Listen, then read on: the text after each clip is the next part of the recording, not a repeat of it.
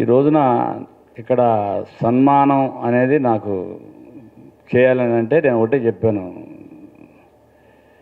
వంశీ గారికి, సన్మానాలకైతే నేను రానండి, నేను అంత ఆడంబరాలకు పోను, నేను చాలా లో ప్రొఫైల్లో ఉండే మనిషిని.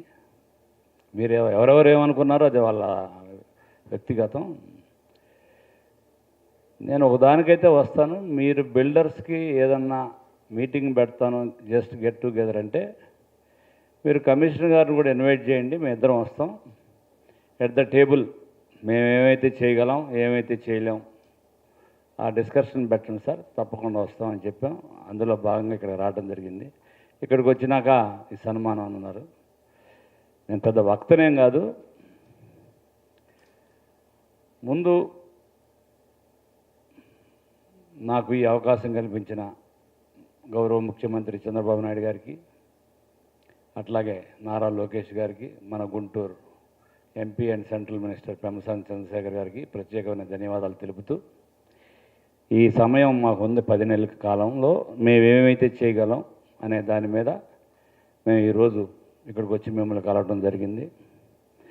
చెప్పారు వివిధ కోణాల్లో, మీరు విఎల్టీ అని చెప్పారు, రకరకాలని చెప్పారు. విఎల్టీ నా చిన్నప్పటి నుంచి కూడా నేను చూస్తున్నాను. గుంటూరులో అశోక్ నగరు, పండ్రీపురం, చంద్రమోహన్ నగరు, లక్ష్మీపురం, బ్రాడీపేట, అరండాలపేట, రవీంద్ర నగరు, తర్వాత శ్యామల నగరు, ఈ కొన్ని అప్రూవ్డ్ లేఅవుట్స్ మొదటి నుంచి.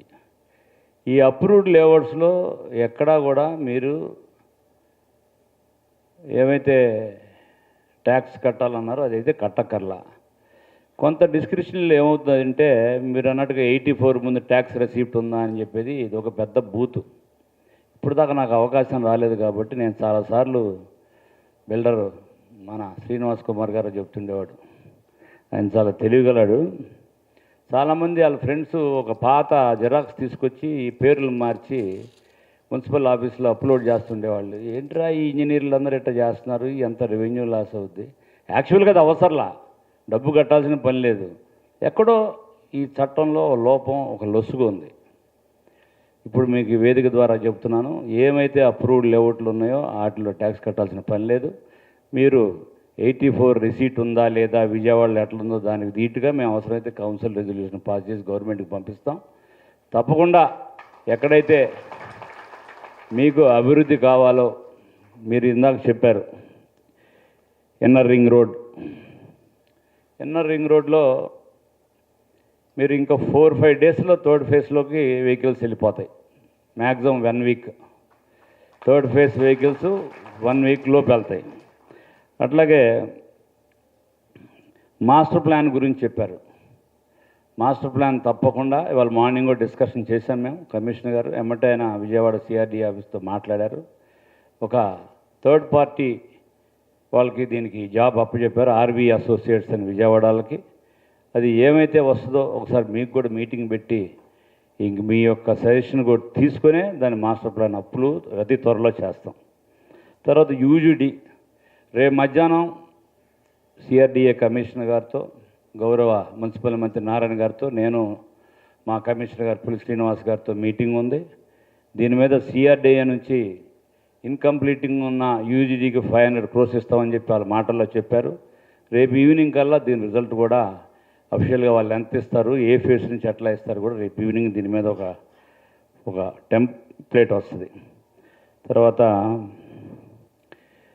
Entry and exist. Entry already ఏమైతే పెదకాకాని ముందు ఒక కళ్యాణ మండపం దగ్గర ఆల్రెడీ ఎన్హెచ్ఓలతో మాట్లాడదాం, గౌరవ కేంద్ర మంత్రి వర్యులు పెమ్మసాని గారు మాట్లాడారు.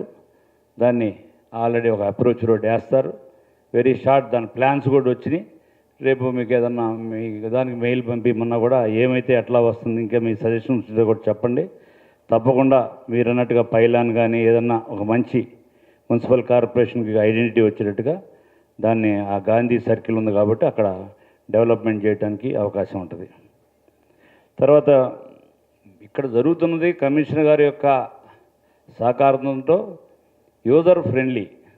మీకు ఏది ఉన్నా కానీ, ఏ సమస్య ఉన్నా కానీ వితిన్ 24 to 48 అవర్స్లో ఈ యొక్క మున్సిపల్ యంత్రాంగం మొత్తం కలిసి పనిచేస్తేనే అది సాధ్యమవుతుంది.